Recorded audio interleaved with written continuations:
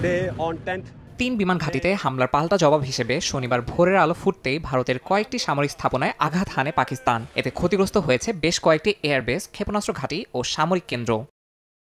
পাকিস্তানের দাবি, বিমান বাহিনীর JF-17 হাইপারসনিক ক্ষেপণাস্ত্র ব্যবহার করে ভারতের আদমপুরে S-400 আকাশ প্রতিরক্ষা ব্যবস্থা ধ্বংস করা হয়েছে। হামলা চালানো হয় রাজৌরিতে সামরিক গোয়েন্দা প্রশিক্ষণ কেন্দ্রে। ব্যাপক ক্ষয়ক্ষতি হয়েছে উরির সামরিক রসদ সরবরাহ কেন্দ্র এবং তেহরানগড়ির গোলাবারুদ মজুস্থানেও।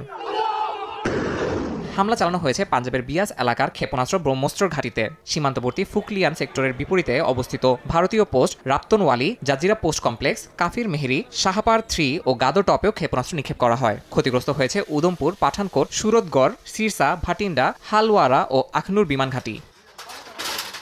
পাকিস্তানের দাবি, এই অভিযানের অংশ হিসেবে সাইবার হামলার মাধ্যমে ভারতীয় পাওয়ার গ্রিডের 70% অচল করে দেওয়া হয়েছে। এতে সীমান্ত রেখা সংলগ্ন বেশ কয়েকটি শহর ব্ল্যাকআউটে চলে যায়।